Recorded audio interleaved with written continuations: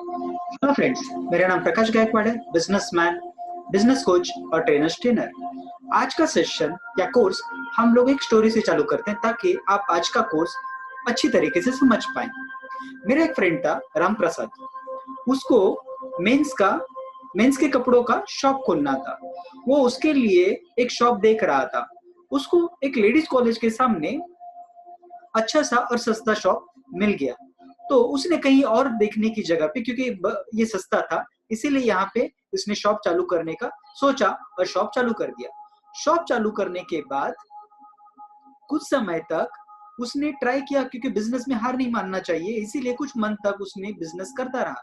लेकिन कुछ मंथ के बाद उसने उस बिजनेस में जो इन्वेस्टमेंट करा था वो वेस्ट तो हो ही गया। उसके बावजूद उसका बिजनेस आगे बढ़ नहीं पाया और उसको उसका शॉप बंद करना पड़ा। क्या आप मुझे बता सकते हैं क्या रीजन होगा उसको उसका शॉप बंद करने का या फिर उसके बिजनेस में लॉस होने का? शॉर्ट में समझने के लिए मैं दो रीजंस यहाँ पे आपको नोटिफाई करवा के बता सकता हूँ। पहला रीजन है उसका लोकेशन। उसने उसके शॉप का जो लोकेशन है गर्ल्स कॉलेज के सामने रखा था। गर्ल्स कॉलेज के सामने रखने की वजह से उसने गलती से अपने ऑडियंस गलत सिलेक्ट कर लिए, क्योंकि गर्ल्स तो मेंस के कपड़े खरीदेंगे नहीं। दूसरा रीजन है उसने जो ऑडियंस को टारगेट करना चाहा वो लेडीज थी। लेडीज लोग मीन्स उसने जेंडर को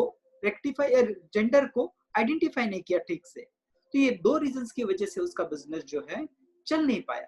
तो इसी तरीके से जब भी हम लोग हमारा कोई भी प्रोडक्ट बेचते हैं तो प्रोडक्ट बेचने से पहले हमें हमारे कस्टमर्स को अच्छी तरीके से समझना जरूरी होता है। हमारा कस्टमर कौन है, वो किस तरीके के प्रोडक्ट्स देखता है, इस तरीके की कुछ चीजें हम लोगों को देखनी पड़ती है।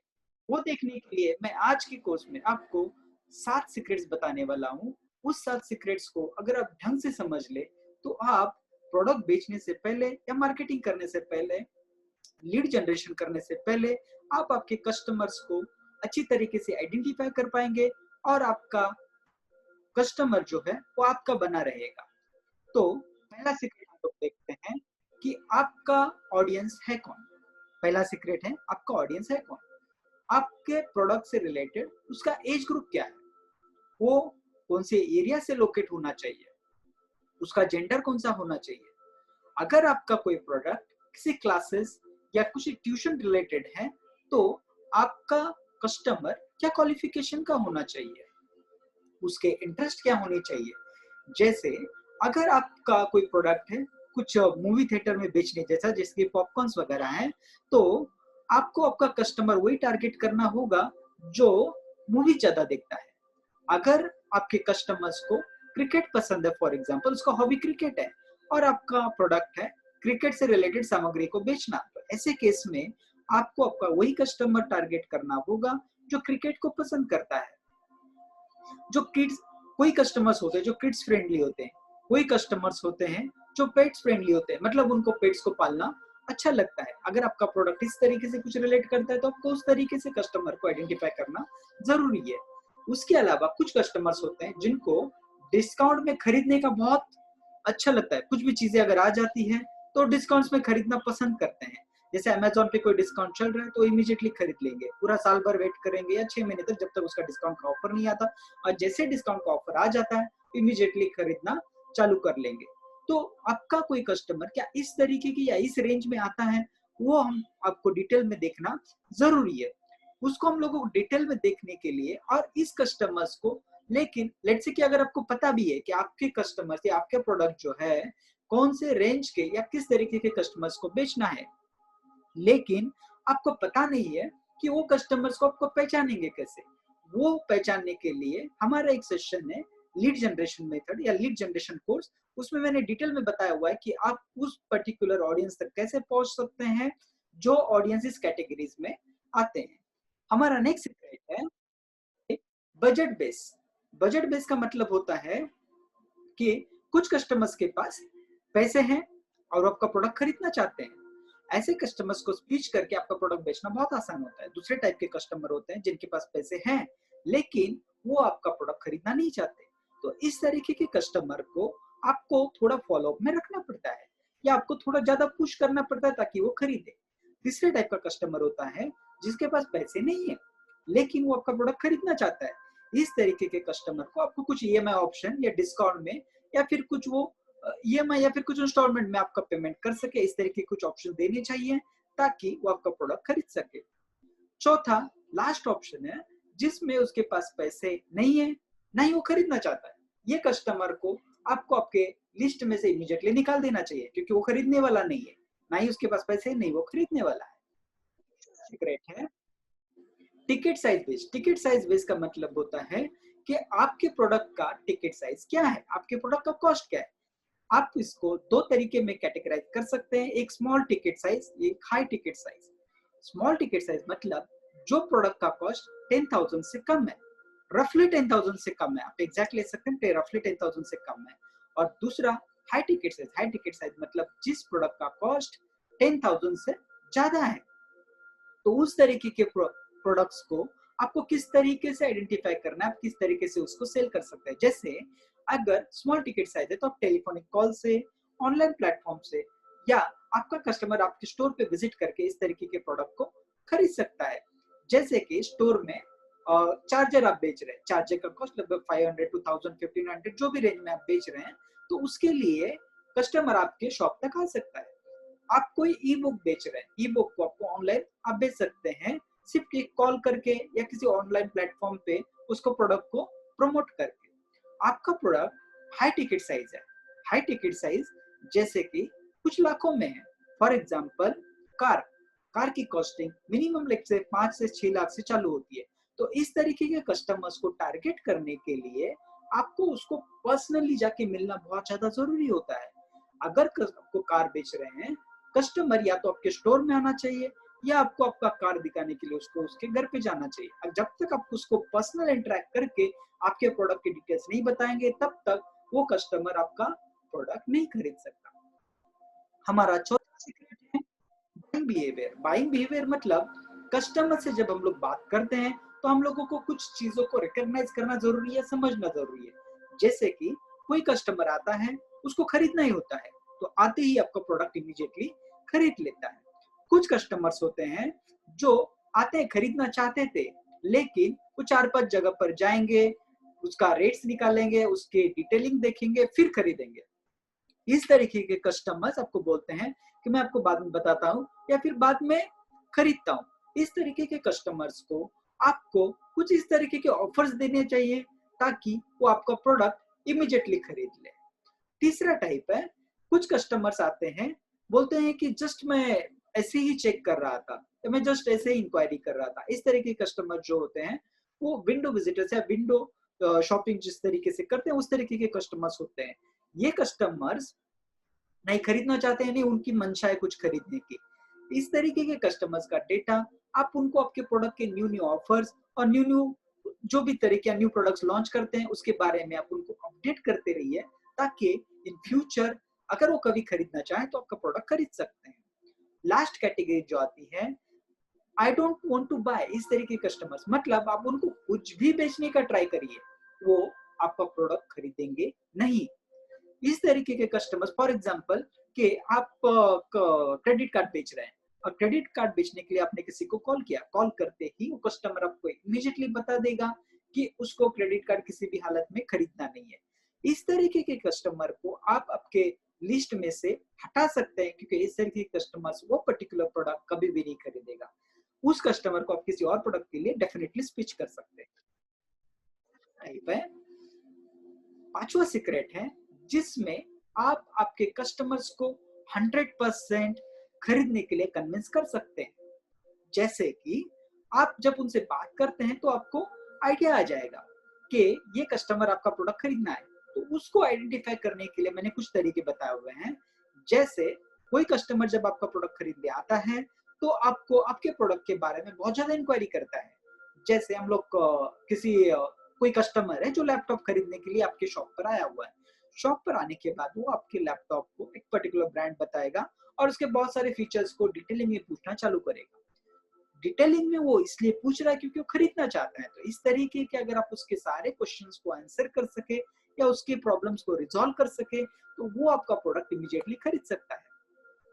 नेक्स्ट आता है कि वो आपका बहुत ही इमोशनल कोई प्रॉब्लम आपको शेयर कर देता है। शेयर करने के बाद आप आपके प्रोडक्ट को लेकर उसी प्रॉब्लम को रोटेट करके या उसी प्रॉब्लम के इर्द गिर्द आपके प्रोडक्ट की डिटेल्स बता के आप आपका प्रोडक्ट उसको बेच सकते हैं। फॉर एग्जाम्पल, आप क्लासेस चला रहे हैं, क्लासेस में कोई पेरेंट आते हैं और वो बोलते हैं कि मेरा बच्चा जो है मैथ्स में बहुत ज्यादा वीक है। तो अगर वो मैथ्स में वीक है तो आपको कस्टमर को या फिर वो पेरेंट को कन्विंस करते वक्त आपको मैथ्स को वीक से मैथ्स एक्सपर्ट बनाने के क्या क्या तरीके हैं वो बताने डिटेल में, ताकि वो आपसे इंप्रेस हो जाए और आपके प्रोडक्ट को इमीडिएट खरीद ले। इस तरीके के कस्टमर जो अपना प्रॉब्लम बताते हैं, उनको कभी गलती से भी कोई और प्रोडक्ट की डिटेलिंग या प्रोडक्ट के फीचर्स के बारे में नहीं जानना चाहिए, क्योंकि वो उसका प्रॉब्लम आपको शेयर कर चुका है और वो चाहता है कि आप उसके प्रॉब्लम्स का ही सॉल्यूशन दें। तो इस तरीके के कस्टमर होते हैं। नेक्स्ट होता है, कोई कस्टमर होते हैं जो काफी एफर्ट्स लेते हैं आपके प्रोडक्ट को खरीदने के लिए। जैसे वो खरीदना चाहता है इसलिए आपको बार बार कॉल करेगा, वो आपके ऑफिस में विजिट करेगा। लेट्स से कि आपका ऑफिस या फिर आपका स्टोर काफी दूर है लेकिन काफी लंबा ट्रैवल करके आ जाएगा, वो आपसे बात करते वक्त काफी रिस्पेक्ट देता है। तो इस तरीके के कुछ बिहेवियर जब आप कस्टमर का देखते हैं तो आपको समझ जाना चाहिए कि वो आपका प्रोडक्ट किसी भी हालत में खरीदना चाहता है। नेक्स्ट कस्टमर टाइप आता है जो आपके प्रोडक्ट के फीचर समझने के बाद या आपसे बात करते हुए वो आपके प्रोडक्ट की काफी तारीफ कर ले। फॉर एग्जाम्पल, कोई ब्रोकर, आपका काम है ब्रोकर, आप लेट्स से फॉर एग्जाम्पल एक ब्रोकर हो, और ब्रोकर जब उसके कस्टमर को फ्लैट दिखाने के लिए आता है तो शायद से अगर वो कस्टमर को खरीदना है तो वो कस्टमर आते ही और फ्लैट को देखते ही वो उसके फ्लैट की काफी तारीफ करेगा। आपका लोकेशन बहुत अच्छा है, आपके फ्लैट में अरेंजमेंट बहुत अच्छा है, आपका वॉशरूम बहुत अच्छा है, इस तरीके की अगर कुछ वो तारीफ कर रहा है तो आपको उसको थोड़ा भी पुश करने की जरूरत नहीं पड़ेगी। आपको ढंग से आपके फीचर्स बताने हैं और फीचर्स के साथ साथ आपको उसके बजट में कुछ रेंजिंग बतानी है ताकि आपका प्रोडक्ट इमीडिएटली खरीद ले। कुछ कस्टमर्स होते हैं जो किसी से रेफरेंस से आते हैं। रेफरेंस मतलब आपका प्रोडक्ट किसी ने ऑलरेडी खरीदा हुआ है, उसको बहुत अच्छा लगा इसलिए उसने इसके फ्रेंड को बता दिया है, उसके किसी रिलेटिव्स को बता दिया और वो रिलेटिव आपका प्रोडक्ट खरीदने के लिए आ गया। जब उस तरीके का कोई रेफरल कस्टमर आपके पास आता है तो आप समझ लेना कि वो कस्टमर 100% आपसे खरीदेगा। वो कुछ इंक्वायरीज करेगा, उस इंक्वायरीज को आप ढंग से रिजॉल्व करिए, वो आपका प्रोडक्ट खरीद लेगा। नेक्स्ट आता है कोई कस्टमर, आप जब उनसे फीडबैक लेते हो, कोई कस्टमर एग्जिस्टिंग कस्टमर है या आपके प्रोडक्ट को जज चुका है, आपके प्रोडक्ट को यूज कर चुका है, तो आप उसको जब फीडबैक के लिए पूछते हैं, फॉर एग्जांपल आप उनसे रेटिंग ले रहे हैं, रेटिंग लेते वक्त अगर वो आपको 5 में से 4 या 5 रेटिंग देता है तो समझ लिए कि वो आपका एक लॉयल कस्टमर है। वो नहीं, वो आपके प्रोडक्ट फिर से खरीदेगा ही खरीदेगा, उसके अलावा वो और 2-4 लोगों को रेफर भी कर देगा। इस तरीके के कस्टमर्स को खास करके नोट करके रखिए और जब भी आप कुछ नया प्रोडक्ट लॉन्च करते हैं या नए फीचर्स आप लॉन्च करते हैं तो इनको डिटेलिंग कर लिए, व्हाट्सएप करिए, कॉल करिए, किसी भी मीडियम से उनसे कांटेक्ट करने बात बनाए रखिए, कांटेक्ट करके रखिए ताकि वो आपके प्रोडक्ट खरीदे। लास्ट टाइप आता है इसमें जिसको आपका कस्टमर एक बार आपका हो जाए, कस्टमर आपका हो जाने के बाद आप उसको बेस्ट सर्विस दीजिए। बेस्ट सर्विस मतलब कि उसके प्रॉब्लम का रिजॉल्व हो जाए या वो जो पर्पस के लिए आपके प्रोडक्ट को खरीदा वो उसका पर्पस सॉल्व हो जाए। वो पर्पस अगर उसका ढंग से सॉल्व हो जाए तो आपका सर्विस उसको अच्छा लगता है तो वो रिपीट करेगा, नहीं सिर्फ रिपीट करेगा तो और 4 लोगों को रेफर करेगा। तो ट्राई करिए कि आप उसको बेस्ट सर्विस दें। इस तरीके से आप आपके कस्टमर्स को किसी भी तरीके से कन्विंस कर सकते हैं, आप आपके कस्टमर को आपका प्रोडक्ट बेच सकते हैं। हमारा नेक्स्ट सेगमेंट आता है get away customer. Get away customer का मतलब होता है कि इस तरीके के कस्टमर्स को आपको गलती से भी आपका प्रोडक्ट बेचना नहीं है।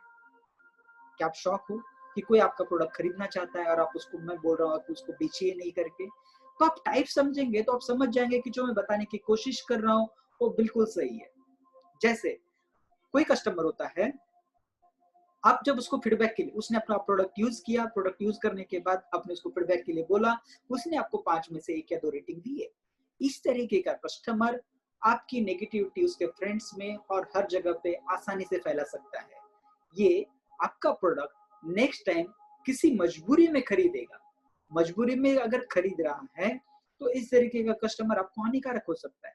आप ट्राई करिए कि इस तरीके के कस्टमर्स को अवॉइड करें। नेक्स्ट टाइप का कस्टमर आता है, वो आपसे प्रोडक्ट खरीद तो लेता है, खरीद करने के बाद वो आपको बार बार कंप्लेन करना चालू कर देता है। हर छोटी चीज में आपको कॉल करके कंप्लेन करेगा या आप तक पहुंच के कंप्लेन करेगा। इस तरीके के जो कंप्लेन करने के नेचर वाले जो कस्टमर होते हैं, ये कस्टमर आपको हरास कर सकते हैं, आपको इरिटेट कर सकते हैं, आपका एक्चुअल जो काम है उसका फोकस हटा सकते हैं। ये कस्टमर्स आपको आपका बिजनेस बढ़ाने में हानिकारक हो सकते हैं। तो ऐसे कस्टमर्स को अगर आप अवॉइड करेंगे तो आपके लिए अच्छा रहेगा। फॉर एग्जाम्पल, जैसे कि एयरटेल ने कोई बहुत अच्छा प्रोडक्ट लॉन्च किया है, एयरटेल नेटवर्क की बात कर रहा हूँ मैं, एयरटेल नेटवर्क की। तो कुछ कस्टमर्स होते हैं, हर दूसरे दिन में एयरटेल कस्टमर सपोर्ट को कॉल करते हैं और कॉल करके किसी ना किसी रीजन से कंप्लेन करते हैं कि आपने हमारा बैलेंस डिडक्ट किया, नेटवर्क ठीक से आ नहीं रहा, कॉल ठीक से लग नहीं रहा, कॉल करते वक्त वॉइस का प्रॉब्लम आ रहा है या फिर नॉइज का इशू हो रहा है। इस तरीके के कुछ भी कंप्लेंट्स बताते रहते हैं, छोटे मोटे कंप्लेंट जो कि वो खुद से समझ सकते हैं या रिजॉल्व कर सकते हैं। नेक्स्ट टाइप आता है जो कस्टमर आपको डबल डिस्काउंट मांगते हैं, डबल डिस्काउंट मांगते हैं। इस तरीके के कस्टमर्स को अवॉइड करिए। कोई कस्टमर आपसे खरीदा और वो आपके पास रिपीट आ रहा है, इसलिए वो समझ रहा है कि वो आपके ऊपर मेहरबानी कर रहा है, इसलिए वो आपसे डबल डिस्काउंट मांगेगा। अगर आप उसको डबल डिस्काउंट देके प्रोडक्ट आपका उसका सेल करते हैं तो ऐसे केस में बहुत बार ऐसा हो जाएगा कि आपका प्रोडक्ट जो नो प्रॉफिट नो लॉस में उसको बेच दे या फिर लॉस में बेच दे, इससे आपका नुकसान हो सकता है। और मैं मेरे एक्सपीरियंस से बता रहा हूँ, इस तरीके के जो कस्टमर्स होते हैं ज्यादा करके कंप्लेन बहुत ज्यादा करते हैं और आपको इरिटेट करके छोड़ेंगे। कुछ कस्टमर्स होते हैं एक बड़ा डिस्काउंट लेते हैं, बड़ा डिस्काउंट लेने के बाद वो आपको कंप्लेन करते रहते हैं, बहुत ज्यादा कंप्लेन करते हैं। तो इस तरीके के कस्टमर्स को भी आपको अवॉइड करना चाहिए। कस्टमर्स को अगर आप ना करने की डेयरिंग कर सके तो समझ लीजिए कि आप आपके बिजनेस में बहुत आगे जाएंगे। ना करने के लिए हमें बहुत डेयरिंग की जरूरत पड़ती है, क्योंकि हम लोग बहुत मेहनत से कस्टमर लाते हैं, वो खरीदना चाहता है लेकिन हम उसको ना बोल रहे हैं। तो उसके पीछे हम अगर हमारा फ्यूचर पर्सपेक्टिव देखें या फिर आगे जाने का सोचे तो उस हिसाब से ना बोलने की डेयरिंग रखिए।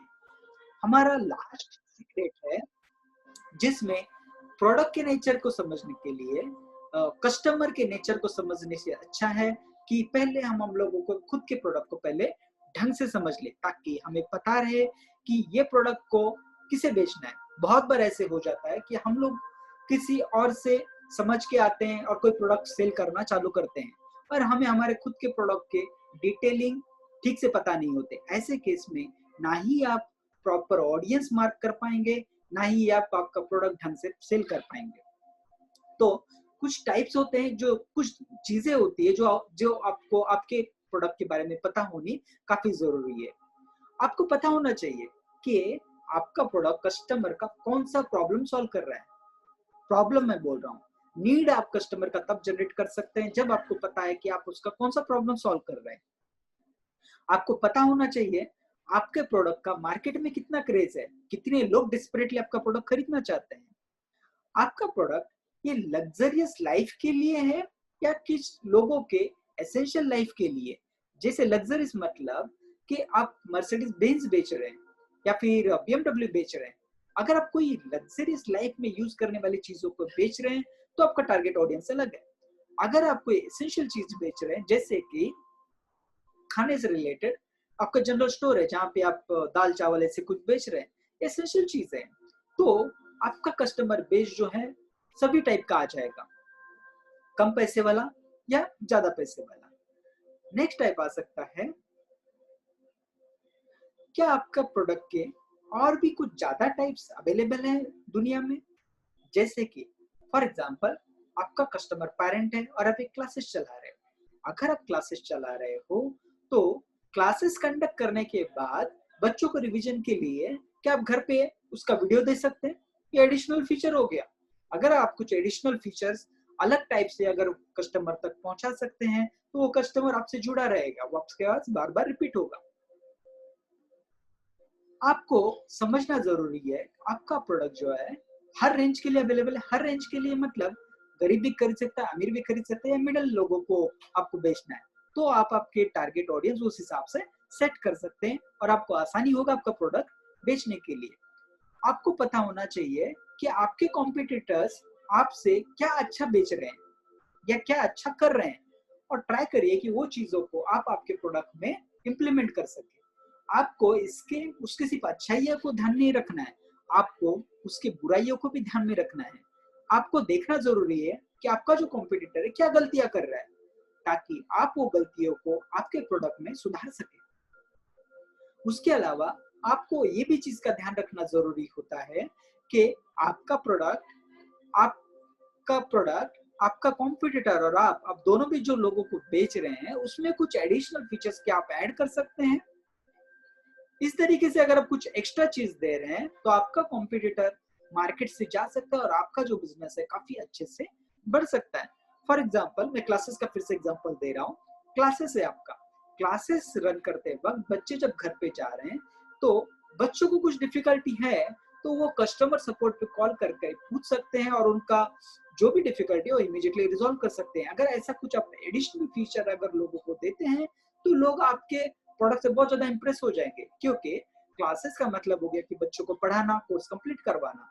इसमें आपको कस्टमर सपोर्ट की जरूरत लगभग ना के बराबर होती है, लेकिन अगर वो फीचर आप एडिशनल दे रहे हैं तो आपसे लोग बहुत ज्यादा खुश हो जाएंगे और खुश होने की वजह से आपसे जुड़े रहेंगे और आपका प्रोडक्ट बार बार खरीदेंगे। इससे आपका बिजनेस बहुत ज्यादा बढ़ सकता है। तो इस तरीके से दोस्तों हमने जो भी 7 सीक्रेट्स थे मैंने डिटेली में समझाने का प्रयास किया हुआ है, और होप आपको सारी डिटेल्स में अच्छी चीजें चीजें कुछ सीखने को मिला होगा।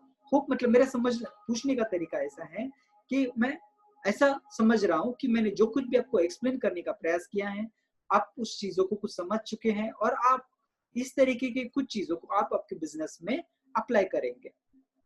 तो मैं इसी तरह के कुछ वेबिनार्स अलग अलग प्रोडक्ट के ऊपर, जैसे लीड जनरेशन हो गया या बहुत सारी चीजें होती हैं, उसके ऊपर कुछ कोर्सेस और वेबिनार्स कंडक्ट करता हूँ, जिसमें मैं हमेशा ट्राई करता हूँ कि आप क्लियरली समझ सकें आप खुद का प्रोडक्ट क्या बेच रहे हैं, आपका कस्टमर कौन है, आप आपके बिजनेस को किस तरीके से इंप्रूव कर सकते हैं, आप मनी को कैसे ज्यादा से ज्यादा कमा सकते हैं, मतलब पैसे ज्यादा से ज्यादा कमा सकते हैं, और ये सारी चीजों को आप आपके बिजनेस में किस तरीके से इंप्लीमेंट कर सकते हैं प्रैक्टिकली, वो चीजों को मैं समझाने का हमेशा ट्राई करता हूँ। तो इस तरीके से मेरे साथ हमेशा बने रहिए, मेरे सारे सेशंस अटेंड करते रहिए। Thank you.